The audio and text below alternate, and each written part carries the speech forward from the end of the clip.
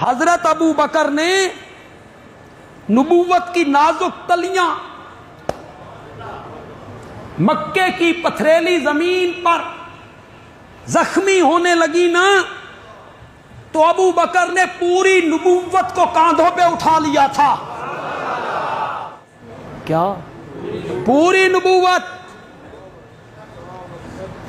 نبوت کو کاندھوں پہ اٹھایا تھا۔ فتح مکہ کے دن حضرت سیدنا علی ابن ابی طالب رضی اللہ تعالی عنہ کی عمر ہے 29 سال۔ کتنی؟ کیسی جوانی ہوتی ہے، بندہ پتھر نو پی کے رکھ دے وے۔ 29 سال کا جوان ہے، نڈر ہے، بے باک ہے، شجاع ہے، بہادر ہے، تلوار چلانے کا دھنی ہے۔ ان کی جرت سے، ان کی شجاعت سے، ان کی بہادری سے کوئی پاگل ہی انکار کر سکتا ہے۔ پھر شجاعت میں حوصلہ بھی ہے، بہادری بھی ہے، پھر حوصلہ بھی ہے۔ 29 سال عمر ہے، میرے نبی بت توڑ رہے ہیں بیت اللہ میں، سب سے اوپر تصویریں لگی ہوئی حضرت ابراہیم کی، حضرت اسماعیل کی، میرے نبی کی چھڑی وہاں نہیں پہنچ رہی ہے۔ فرمایا علی تم میرے کاندھوں پہ آؤ، ان بتوں کو گراؤ۔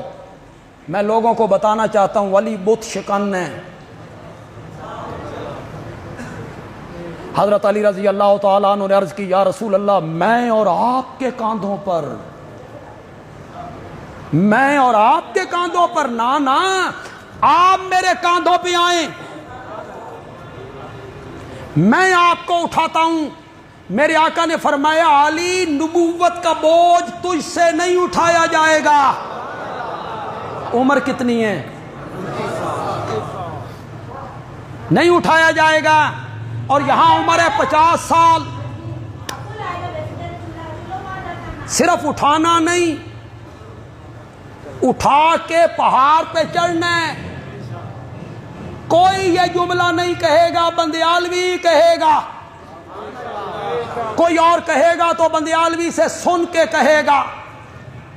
جملہ سن کے جھوم جانا چاہیے اہل سنت کو، وجد آ جانا چاہیے اہل سنت کو۔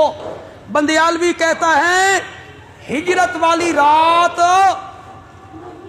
رب نے اپنی منشا کا اظہار کیا تھا کہ جو ابو بکر ہجرت کی رات نبوت کو کاندھوں پہ اٹھا کے لے جا رہا ہے، نبی پاک کے انتقال کے بعد خلافت کا بوجھ بھی یہی اٹھائے گا، یہی اٹھائے گا۔